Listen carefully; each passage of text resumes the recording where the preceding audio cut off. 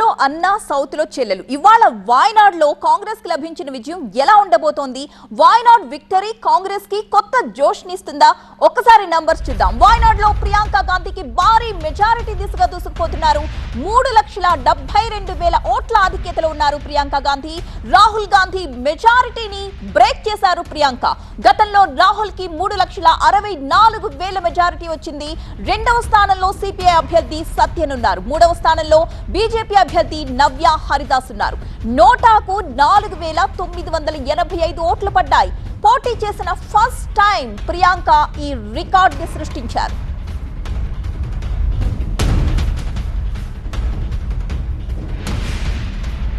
వాయనాడ్ లో కాంగ్రెస్ కి లభించిన విజయం ఎలా ఉండబోతుంది అనేది మనం నంబర్స్ రూపంలోనే మనకి కనిపిస్తోంది. ప్రియాంక గాంధీకి భారీ మెజారిటీ దిశగా ఆమె దూసుకుపోతున్నారు. 3,72,000 ఓట్ల ఆధిక్యతలో ఉన్నారు ప్రియాంక గాంధీ. రాహుల్ గాంధీ మెజారిటీని బ్రేక్ చేశారు.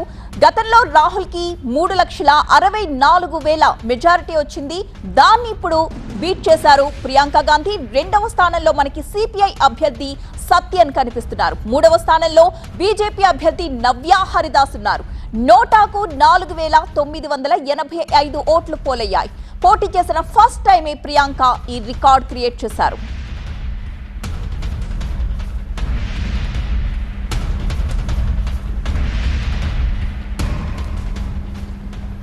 మా ప్రతినిధి మురళీకృష్ణ సిద్ధంగా ఉన్నారు దీన్ని ఎక్స్ప్లెయిన్ చేయడానికి. ప్రియాంక విజయాన్ని ఎలా అర్థం చేసుకోవాలి మురళీకృష్ణ? ఆమె భవిష్యత్ కాంగ్రెస్ పార్టీలో ఎలా ఉండబోతోంది? ఖచ్చితంగా ప్రియాంకకి కాదు, కాంగ్రెస్ పార్టీ మొత్తానికి ఇది ఒక మంచి ఊపిరిచ్చేటువంటి అంశం. ఎందుకంటే ఓవైపు మహారాష్ట్రలో ఘోర పరాభవాన్ని చవిచూసిన తర్వాత కూడా జార్ఖండ్లో విజయం సాధించడం, అలాగే వాయనాడ్లో కాంగ్రెస్ పార్టీ అభ్యర్థిగా మొదటిసారిగా రంగంలో దిగినటువంటి ప్రియాంక విజయం సాధించడం, ఇవి కాంగ్రెస్ పార్టీకి కొంత ఊపిరి ఉత్సాహాన్ని ఇచ్చేటువంటి అంశాలు. ప్రియాంక వరకు చూసుకుంటే దాదాపుగా దశాబ్ద కాలం పైగా ప్రత్యక్ష రాజకీయాల్లో ఉన్నప్పటికీ కూడా నేరుగా ఎలక్షన్స్లో కంటెస్ట్ చేసినటువంటి చరిత్ర లేదు. కేవలం ఒక కార్యకర్తగా పార్టీకి సంబంధించినటువంటి క్యాంపెయినర్గా మాత్రమే తన సోదరుడికో లేకపోతే తన తల్లికో ప్రచారం చేస్తూ వచ్చినటువంటి వ్యవహారం. ప్రియాంక కేవలం తెర వెనుక రాజకీయాలు వరకే పరిమితమయ్యారు, ప్రచారానికి మాత్రమే పరిమితమయ్యారు అనేటువంటి వ్యవహారం నుంచి బ్రేక్ చేసి ఈసారి నేరుగా ప్రత్యక్ష రాజకీయాల్లో దిగడం, వాయనాడ్లో కంటెస్ట్ చేయడం.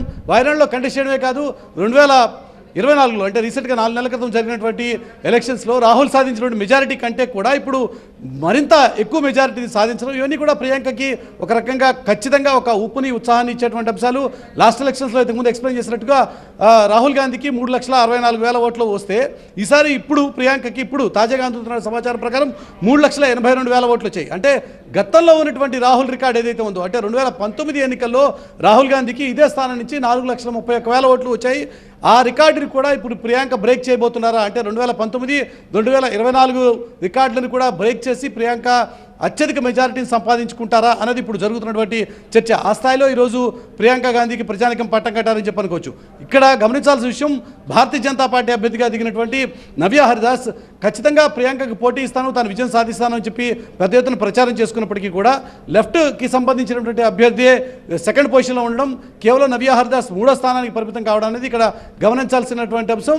అంటే భారతీయ జనతా పార్టీ పోటీ ఇచ్చేటువంటి ప్రయత్నం చేసిందే తప్ప పోటీ ఇవ్వలేకపోయింది ఏమాత్రం అనేది చాలా క్లియర్గా కనబడుతున్నటువంటి వ్యవహారం. ఈసారి రాహుల్ రికార్డ్స్ 2 రికార్డులు ఏవైతే ఉన్నాయో 2019, 2024 రికార్డ్స్, ఆ 2 రికార్డ్స్ని కూడా ఇప్పుడు ప్రియాంక బ్రేక్ చేయబోతున్నారా అన్నది ఇప్పుడు పార్టీ వర్గాల్లో సాగుతున్నటువంటి చర్చ. 2019లో 4,31,000 ఓట్లు వస్తే మొన్న 4 నెలల క్రితం జరిగినటువంటి ఎన్నికల్లో రాహుల్ గాంధీకి 3,64,000 ఓట్ల ఆధిక్యత వచ్చింది. ఆ మెజారిటీని కూడా ఇప్పుడు ప్రియాంక బ్రేక్ చేస్తారనేది ఇప్పుడు పార్టీ వర్గాల్లో సాగుతున్న చర్చ. ఇక ప్రియాంక భవిష్యత్తు విషయాన్ని తీసుకుంటే ఇప్పుడు పార్టీకి జోడెడ్లు లాగా, ఎందుకంటే పార్టీకి సంబంధించిన జాతీయ నాయకత్వం మల్లికార్జున్ ఖర్గే నేతృత్వంలో ఉన్నప్పటికీ కూడా సోనియా గాంధీ తెర వెనుక వ్యవహారాలకే పరిమితమైనప్పటికీ అనారోగ్య రీత్యా వయసు రీత్యా ఉన్నటువంటి వ్యక్తిగతమైనటువంటి ఇబ్బందుల రీత్యా సోనియా గాంధీ పూర్తిగా ఇంటికే పరిమితం అవుతున్నారు. మనం తెలంగాణ ఎలక్షన్స్లో కూడా చూసాం, చాలా పరిమితంగా మాత్రమే తను క్యాంపెయిన్ చేయడం.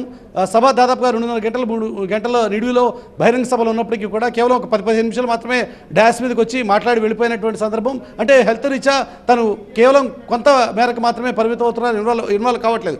కానీ ఫ్రమ్ హీర్ ఆన్వర్డ్స్ ఓవైపు రాహుల్ గాంధీ, మరోవైపు ప్రియాంక గాంధీ ఇద్దరు కూడా పార్టీకి జోడెడ్లాగా, ఎట్లయితే భారతీయ జనతా పార్టీకి సంబంధించి జాతీయ నాయకత్వం మోదీ, అమిత్ షాల నేతృత్వంలో ఏ రకంగా అయితే పార్టీ దూసుకుపోతుందో దానికి పోటీ ఇవ్వాలి అంటే ఇప్పుడు ప్రియాంక, రాహుల్ ఇద్దరు సమర్థులుగా నిలబడాల్సినటువంటి పరిస్థితి. దానికి ఆ రకమైనటువంటి ప్రయత్నాలకి వాయనాడు ఎన్నిక, వాయనాడు ఫలితం అనేది ఇప్పుడు పార్టీకి, కాంగ్రెస్ పార్టీకి కొంత ఊపిరి ఉత్సాహాన్ని ఇచ్చేటువంటి అంశం. రాహుల్తో సమానంగా ఇప్పుడు ప్రియాంక కూడా యాక్టివ్ పాలిటిక్స్లో ఉండబోతున్నారు, పార్లమెంట్లో ఉండబోతున్నారు, పార్లమెంట్లో తాను పెర్ఫామ్ చేయబోతున్నారు. ఫ్రమ్ హియర్ ఆన్వర్డ్స్ ప్రియాంక కూడా నేరుగా ప్రత్యక్ష రాజకీయాల్లో ప్రభావితం చేయబోతున్నారు అనేది మనకు క్లియర్గా అర్థమవుతున్నటువంటి అంశం. Right, thank you Murali. Wayanad లో భారీ ఆధిక్యత దిశగా దూసుకుపోతున్నారు ప్రియాంక. దానికి సంబంధించిన బ్రేకింగ్ న్యూస్ మనం చూస్తున్నాం. ఇప్పటికే రాహుల్ నంబర్ ని బీట్ చేసి ముందుకు వెళ్ళిపోయారు.